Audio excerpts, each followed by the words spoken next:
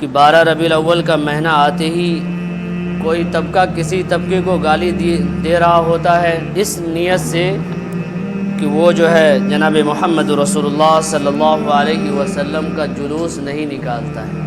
کوئی اس نیت سے گالی دے رہا ہوتا ہے، کوئی شخص اپنے گھروں کو جھنڈے اور لائٹ سے سجاتا نہیں ہے، کوئی اس نیت سے گالی دے رہا ہوتا ہے کہ اپنے موبائل کے اسٹیٹس پر یا اپنے بیان میں میلاد النبی کے اندر جلوس نکالنے کو منع کرتا ہے۔ تو اس صورت میں بہت سارے لوگ جو ہے بہت سارے لوگوں کو گالی دیتے ہوئے نظر آتے ہیں اور یہ کہتے ہوئے نظر آتے ہیں کہ یہ جناب محمد رسول اللہ صلی اللہ علیہ وسلم کا گستاخ ہے۔ اور قرآن کریم کی جس آیت کا میں نے تلاوت کیا، یا ایھا الناس قد جاءتکم موعظۃ من ربکم وشفاء لما فی الصدور وہدی ورحمۃ للمؤمنین قل بفضل اللہ وبرحمتہ فبذلک فلیفرحوا ھو خیر مما یجمعون۔ یہ قل بفضل اللہ وبرحمتہ اس آیت کو عید میلاد النبی منانے والے دلیل کے طور پر پیش کرتے ہیں، جبکہ اس آیت سے پہلے جو آیت کو میں نے پڑھا، یا ایھا الناس قد جاءتکم موعظۃ من ربکم وشفاء لما فی الصدور، یا ایھا الناس کسی خاص طبقے کو مخاطب ہو کر اللہ نہیں فرما رہا ہے، اللہ سب سے کہہ رہا ہے یا ایھا الناس، اے لوگو، اے میرے بندو، چاہے وہ کافر ہو، چاہے وہ مسلمان ہو، چاہے وہ شیعہ ہو، چاہے وہ وہابی ہو، چاہے اہل حدیث ہو، چاہے وہ بریلوی ہو، اللہ کو اس سے کوئی مطلب نہیں۔ یہ طبقہ تو ہم نے بنایا ہے، یہ طبقہ تو ہم نے بنایا ہے کہ ہم گروہ در گروہ میں بٹ گئے، اور بٹنے کے کارن جو میں نے پچھلے جمعہ آپ سے کہا تھا کہ ہم یہ بٹنے کے کارن ہمارے نبی صلی اللہ علیہ وسلم کی شان میں ہر کوئی گستاخی کرتا ہوا نظر آ رہا ہے، اس کی ذمہ دار، اس کے مجرم سب سے بڑے ہم ہیں کہ ہم جو گروہ در گروہ بٹ چکے ہیں وہ ہماری کمزوریوں سے واقف ہو چکا ہے، جس کی وجہ سے کوئی بھی کھڑا ہوتا ہے اور مائک اور اسٹیج پر آ کر نبی صلی اللہ علیہ وسلم کی شان میں گستاخی کر جاتا ہے۔ یہ مسلمانوں کی حالت ہے، جس کی وجہ سے ہمارے نبی کی شان میں ہر کوئی گستاخی کرتا ہوا نظر آ رہا ہے۔ کبھی کوئی عورت کھڑی ہو جاتی ہے، وہ گستاخی کر جاتی ہے، کوئی پنڈت کھڑا ہو جاتا ہے، وہ گستاخی کر جاتا ہے، اور پھر اس کے خلاف احتجاج کرنے والوں کو ہی جیل کے سلاخوں میں ڈال دیا جاتا ہے، ان کے گھروں پر بولڈوزر چلا دیا جاتا ہے، کروڑوں کے گھروں کو سیکنڈوں میں ملیا میٹ کر دیا جاتا ہے۔ اور مسلمان کیا کر رہا ہے؟ کچھ نہیں، یہ سوچی سمجھی چال بازی ہے۔ یہ کوئی اچانک حادثہ نہیں گھٹ جاتا ہے، اچانک حادثہ اس کو کہتے ہیں جو کبھی ایک مرتبہ ہوا ہو، یہاں تو بار بار ایک ہی گھٹنے گھٹتے ہیں۔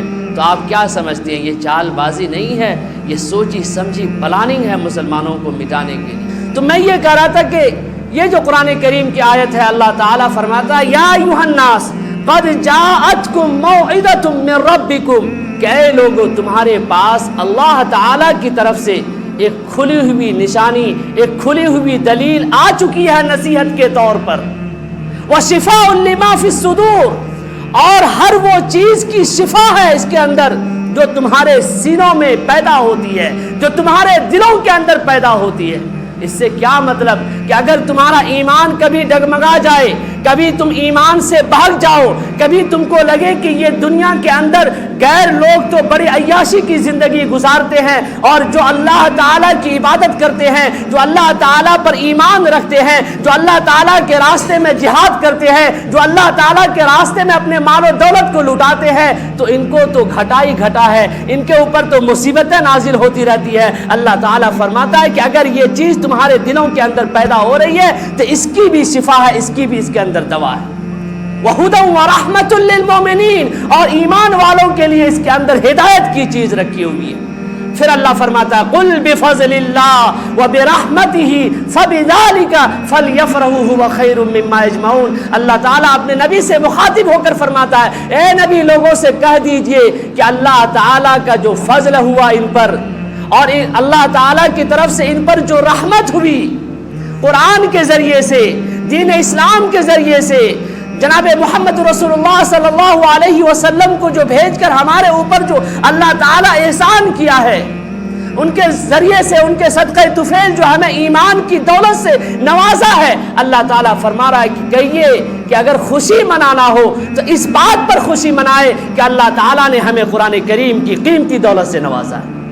اگر خوشی منائے تو اس بات پر منائے کہ جناب محمد رسول اللہ صلی اللہ علیہ وسلم کے صدقے طفیل اللہ نے ہمیں دین اسلام کی دولت سے نوازا ہے، جس دین اسلام کی تعریف اور جس دین اسلام کا اعلان اللہ تعالیٰ قرآن کریم کے اندر خود فرماتا ہے، ان الدین عند اللہ الاسلام، کہ اللہ کے نزدیک اگر قابل قبول کوئی دین ہے تو وہ دین اسلام ہے۔ اس کے باقی جتنے بھی ادیان ہیں، جتنے بھی مذاہب ہیں، جتنے بھی قومیں ہیں، وہ سب کے سب نیست و نابود ہونے والے ہیں۔ اس کا کوئی اللہ کے سامنے اس کی کوئی حقیقت نہیں۔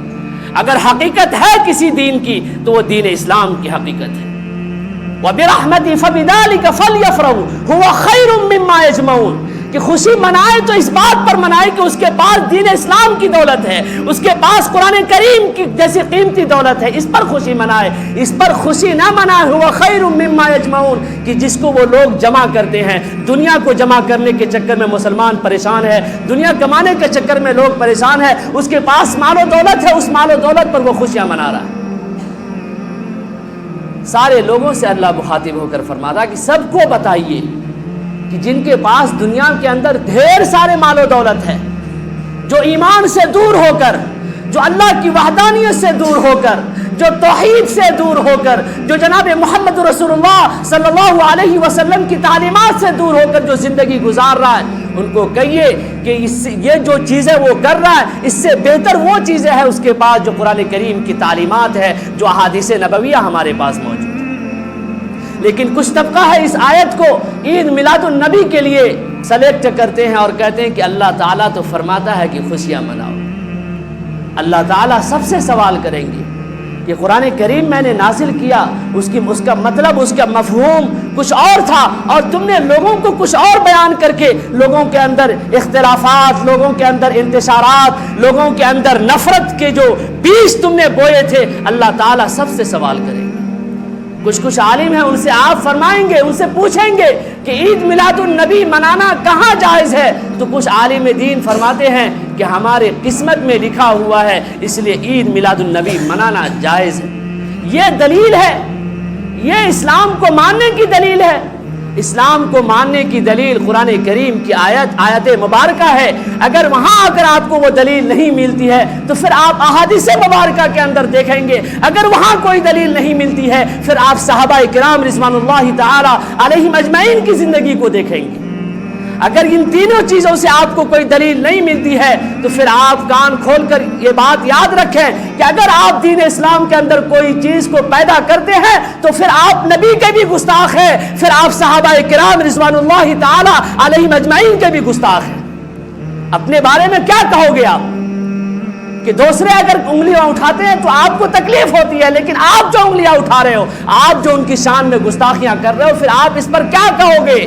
دلیل تو اس بات پر ہے کہ جناب محمد رسول اللہ صلی اللہ علیہ وسلم جب اپنے گھر سے نکلتے اور مسجد نبوی کے اندر تشریف لے جاتے تو کبھی صحابہ کرام رضوان اللہ تعالی علیہم اجمعین آنے کی آہٹ سنتے تو کھڑے ہو جایا کرتے۔ اللہ کے رسول صلی اللہ علیہ وسلم نے صحابہ کے اس عمل کو دیکھا تو اللہ کے رسول صلی اللہ علیہ وسلم سخت غصے کی حالت میں صحابہ سے منع کیا کہ یہ عمل نہیں کرنا، میرے لیے کھڑے مت ہونا۔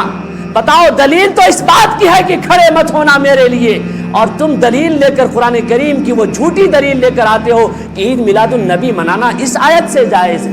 تم کہتے ہو کہ ہماری قسمت میں لکھا ہوا، یہ دلیل تم دے رہے ہو۔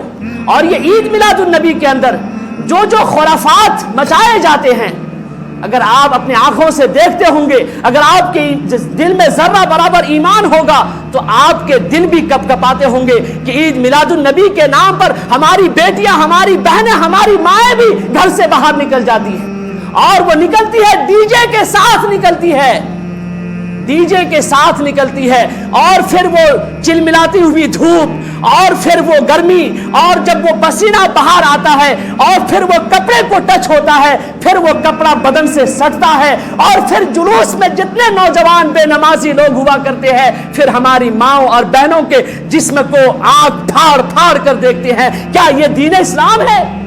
کیا یہ قرآن کی تعلیم ہے؟ قرآن کی تعلیم تو یہ ہے وَقَرْنَ فِي بُيُوتِكُنَّ کہ اپنی عورتوں کو گھروں میں رکھا کرو۔ عورت گھر کی زینت ہے، عورت پردے کی زینت ہے، عورت باہر ہونے کی زینت نہیں ہے۔ عورت ایسی کوئی ہلکی پھلکی اور چھوٹی موٹی چیز نہیں ہے کہ جس کو تم گھروں سے باہر نکالو اور دوسروں کی آنکھوں کے لیے تم اس کو زینت بناؤ۔ یہ دین اسلام نہیں کہتا ہے۔ دین اسلام تو اللہ قرآن کریم میں فرماتا ہے کہ اے نبی اپنے عورتوں سے بھی کہیے، ازواج مطہرات سے بھی کہیے، وہ بھی اپنے اوپر چادر ڈال کر نکلا کرے اگر نکلا کرتی ہے تو۔ ارے ازواج مطہرات سے یہ حکم ہو رہا ہے، نبی سے یہ حکم ہو رہا ہے، اور آج کے عام مسلمان اور آج کے عام ہماری مائیں اور بہنیں یہ کہتی ہیں کہ جس کے نظر اچھے ہوں گے، جن کی سوچ اچھی ہوگی، پھر ان کے عورتوں کے باہر نکلنے سے ان کی سوچ میں اور ان کے نیت میں کیا فرق پڑنے والا ہے؟ کیا صحابہ کرام رضوان اللہ تعالی علیہم اجمعین سے بھی اچھی نیت کسی کی ہو سکتی ہے؟ ان کے ایمان سے بھی اچھا کسی کا ایمان ہو سکتا ہے؟ تو اس زمانے میں یہ آیت نازل ہوئی، اس زمانے میں اللہ کا یہ حکم نازل ہوا۔ یہ دین اسلام ہے۔ دین اسلام کو جو ہم نے پیش کرنا شروع کیا ہے یہ دین اسلام نہیں ہے۔ اس دین اسلام کو جو ہم الٹی پھلٹی حرکت کر کے جو پیش کر رہے ہیں، اس کی وجہ سے دین اسلام کو بڑا نقصان پہنچ رہا ہے۔ ہم اعلان کرتے ہیں سب سے اعلیٰ و عرفہ ہمارے نبی، اس میں کوئی شک ہے کہ ہمارے نبی سے اعلیٰ و عرفہ کوئی نبی ہے؟ اس ذات سے کوئی اعلیٰ و عرفہ سوائے اللہ کے کوئی ذات ہے؟ اللہ کے بعد اگر اعلیٰ و عرفہ کوئی ذات ہے تو وہ ہمارے نبی جناب محمد رسول اللہ صلی اللہ علیہ وسلم کی ذات گرامی ہے۔ اس میں کوئی شک ہے؟ اس میں کوئی شک نہیں، اس میں کوئی ڈاؤٹ نہیں، اس میں کوئی کنفیوژن نہیں کہ سب سے اعلیٰ و عرفہ اگر اللہ کے بعد کوئی ذات ہے تو وہ ہمارے نبی جناب محمد رسول اللہ صلی اللہ علیہ وسلم کی ذات گرامی ہے۔ لیکن اللہ کے نبی اعلیٰ و عرفہ نبی کی کچھ ذمہ داریاں ہمارے اوپر ہے۔ کیا ذمہ داریاں ہیں؟ بحیثیت امتی ہمارے کندھوں پر کچھ ذمہ داریاں ہیں۔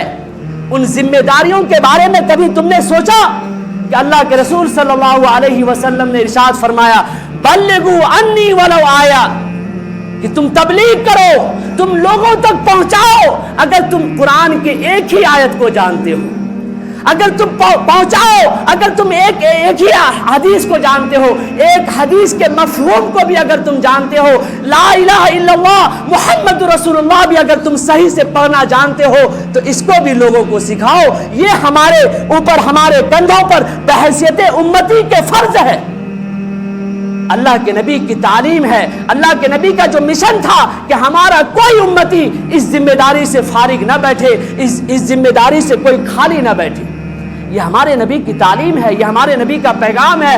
آخری خطبہ جب ہو رہا ہے تو اللہ کے رسول صلی اللہ علیہ وسلم نے بڑا پیارا جملہ ارشاد فرمایا کہ اے صحابہ، کیا ہم نے دین کو اسی طرح پہنچا دیا جس طرح سے اللہ چاہتا تھا؟ تو صحابہ نے کہا ہاں پہنچا دیا آپ نے۔ پھر اللہ کے رسول نے کہا کہ گواہ رہو تم، کیونکہ تم اس بات کو قبول کر رہے ہو، تم اس بات کو ایکسپٹ کر رہے ہو، تم اس بات کے لیے گواہ رہنا۔